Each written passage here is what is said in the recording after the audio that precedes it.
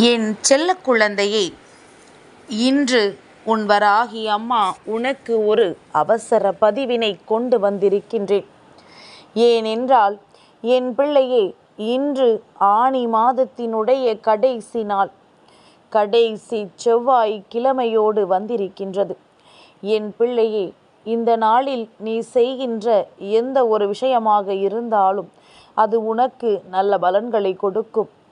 இன்றைய நாள் என்று மட்டுமல்ல, நாளைய விடியல் ஆடி மாதத்தினுடைய முதலாவது நாள், அதுவும் ஏகாதசியோடு உனக்கு கிடைக்கின்றது. அப்படியானால் என் பிள்ளை, இந்த 2 நாட்களும் சேரப்போகின்ற இந்த இரவில் நான் சொல்கின்ற இந்த ஒரு பொருளை இரவு உறங்கச் செல்வதற்கு முன்பாக உன்னுடைய இல்லத்தினுடைய வெளிப்புற வாசலில் வைத்து விட வேண்டும். என் பிள்ளையே, அது உனக்கு மிக பெரியதொரு திருப்பத்தை ஏற்படுத்தக்கூடிய சக்தியை உன் இல்லத்திற்குள் கொண்டு வந்து சேர்க்கும். நீ செய்கின்ற ஒவ்வொரு விஷயங்களும் ஏதாவது ஒரு வகையில் உனக்கு நல்ல பலன்களை கொடுத்து கொண்டிருப்பது உண்மை என்றால், இதுவும் உனக்கு அத்தனை பெரிய பலன்களை நிச்சயமாக கொடுக்கத்தான் போகின்றது. ஒவ்வொரு நாளும் ஒவ்வொரு விஷயங்களும் ஏதாவது ஒரு வகையில் உனக்கு மனதிற்குள் மிக பெரிய மாற்றத்தை ஏற்படுத்தி கொண்டே இருக்கின்றதல்லவா? நமக்கு தெய்வம் ஏதாவது ஒரு வகையில் நல்ல உதவிகளை செய்வார்கள் என்கின்ற நம்பிக்கையோடு தானே நீ தெய்வத்தை வணங்கி கொண்டிருக்கின்றாய். அப்படி இருக்கும் பொழுது என் பிள்ளைக்கு இந்த வாழ்க்கையில் நடக்கின்ற ஒவ்வொரு விஷயங்களும் நிச்சயமானதாக மாற வேண்டும் என்பதுதான் உன் தாயானவள் என்னுடைய விருப்பமும். அப்படி இருக்கும் பொழுது இந்த நல்ல நாட்களில் எல்லாம் நீ செய்கின்ற சில விஷயங்கள் உன்னுடைய வேண்டுதல்களை உடனடியாக நிறைவேற்றி கொடுத்து விடும். தெய்வத்திடம் நீ மிகுந்த அன்பை பெற்று விடுவாய். எப்படியாயினும் உனக்கு தெய்வத்தினுடைய அன்பு கிடைத்து விட்டது என்றால் அதன் பிறகு உன்னுடைய வேண்டுதல்கள் ஒவ்வொன்றாக நிறைவேறும். நீ ஆசைப்பட்ட விஷயங்கள் எல்லாமும் உனக்கு உடனடியாக கிடைக்கும். என் பிள்ளையே, எப்படியெல்லாமோ வாழ வேண்டிய இந்த வாழ்க்கையை பலவிதமான கஷ்டங்களுக்கு மத்தியில் நீ வாழ்ந்து கொண்டிருக்கின்றாய். எப்படித்தான் நாம் இந்த நாட்களை நகர்த்தி செல்ல போகிறோமோ என்று தெரியாமல் என் பிள்ளை கஷ்டப்பட்டு கடந்து வந்து கொண்டிருக்கின்றாய்.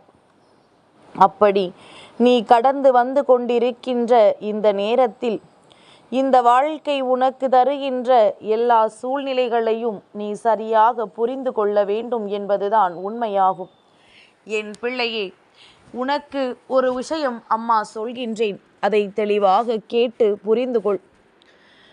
உன்னை சுற்றி நடக்கின்ற எந்த ஒரு விஷயமும் உன்னுடைய கவனத்திற்கு அப்பாற்பட்டு அல்லது நீ நினைத்தது போல இல்லாமல் வேறு விதமாக நடக்கிறது என்றால் அதில் முதலில் உன்னுடைய கவனத்தை நீ அதிகமாக செலுத்த வேண்டும்.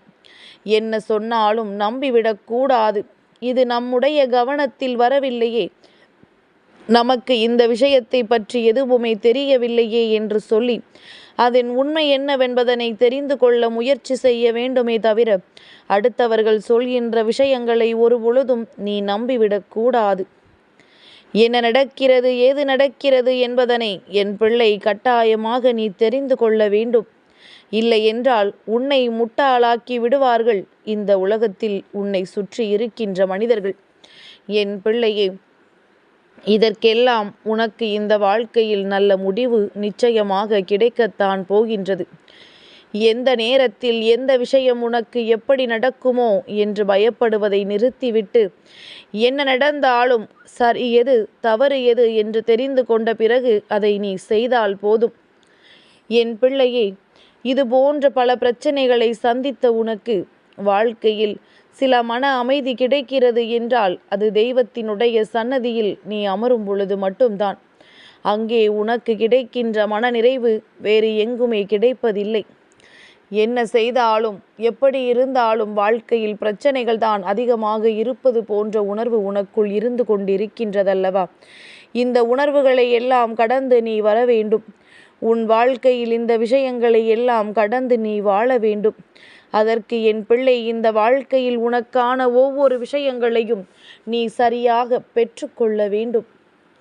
இது இனிமேலாவது உன்னுடைய கவனத்தில் முழுமையாக இருந்து கொண்டிருந்தால் மட்டும்தான் உன் வாழ்க்கை உன் கைகளில் அப்படியே இருக்கும் என்பதனை புரிந்து கொள்.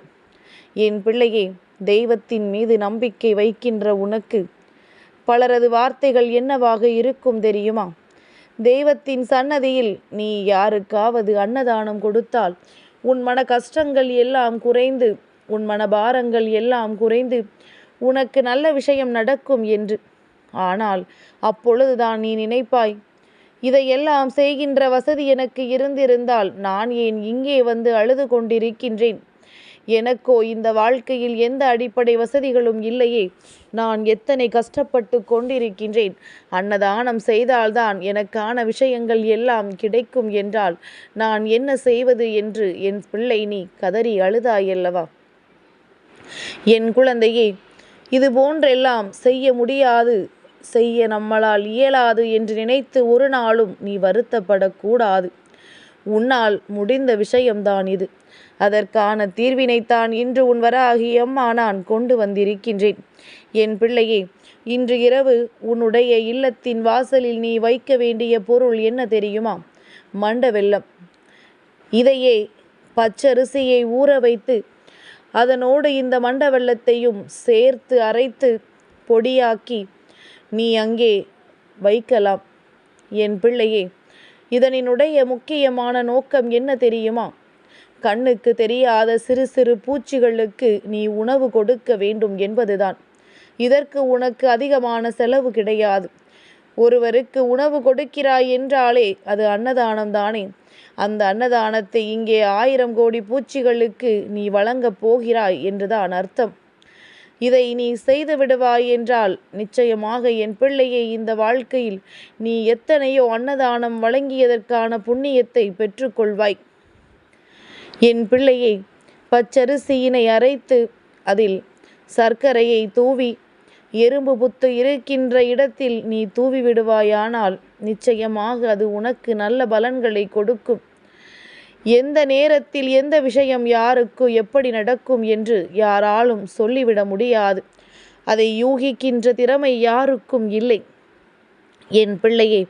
அதனால் உன் வாழ்க்கையில் நடக்கின்ற விஷயங்கள் ஒவ்வொன்றும் நிச்சயமாக உன்னுடைய கவனத்திற்கு உட்பட்டு நடந்துவிட்டது என்றால் நீ ஆசைப்பட்டதை எல்லாம் அடைந்து விடுவதற்கான அத்தனை முயற்சிகளையும் சரியாக செய்து கொண்டிருப்பது உண்மை என்றால் இந்த நேரத்தில் நீ செய்கின்ற எல்லா விஷயங்களும் உனக்கு நிச்சயமாக மிகப்பெரிய வெற்றியை கொடுத்துவிடும் என்பதில் எந்த ஒரு மாற்று கருத்தும் கிடையாது.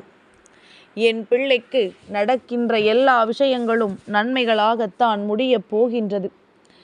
எந்த நேரத்திலும் இந்த வாழ்க்கை உனக்கு சந்தோஷத்தை கொடுக்கத்தான் போகின்றது. நீ செய்வதை சரியாக செய்துவிட்டால் நிச்சயமாக உனக்கு வெற்றி உறுதி. சரி அம்மா, நான் இதை வைத்து விட்டேன். ஆனால் எனக்கு நல்லது நடக்குமா நடக்காதா என்பதனை நான் எப்படி புரிந்து கொள்ளப் போவது என்று யோசிக்கின்றாயல்லவா?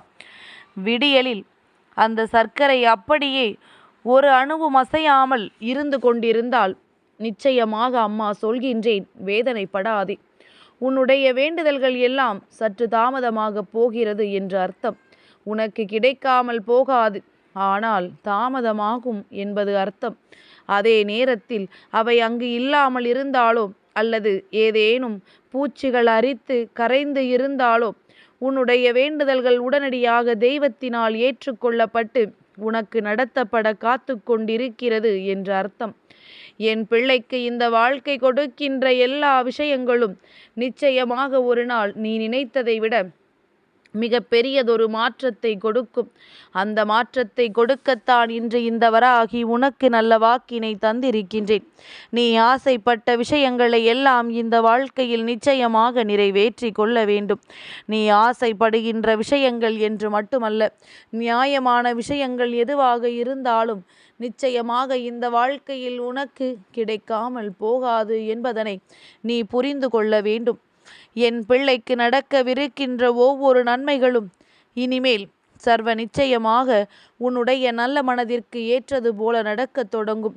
ஒரு சிறு உயிருக்கு உணவை வழங்குவது என்றால் கூட அதற்கு ஒரு மனது இருக்க வேண்டும். எச்சி கையை கொண்டு நாம் காகத்தை விரட்டினால் எங்கே அந்த பருக்கை கீழே விழுந்து அந்த காகம் உண்டு விடுமோ என்று சொல்லக்கூடிய மனிதர்களும் இங்கு இருக்கின்றார்கள். அதுபோன்று இல்லாமல் அடுத்த மற்ற உயிரினங்களுக்கும் நாம் நம்மாலான உணவை கொடுத்து அவர்களுக்கு நல்லதொரு வாழ்வை கொடுக்க வேண்டும் என்று நினைக்கின்ற மனிதர்கள் தெய்வத்தின் மனதில் நீங்காத இடத்தை பிடிப்பார்கள் என்பதில் எந்த ஒரு மாற்று கருத்தும் கிடையாது. என் செல்ல குழந்தைக்கு இந்த வராகி அம்மாவினுடைய ஆசீர்வாதங்கள் எப்பொழுதுமே முழுமையாக கிடைக்கும்.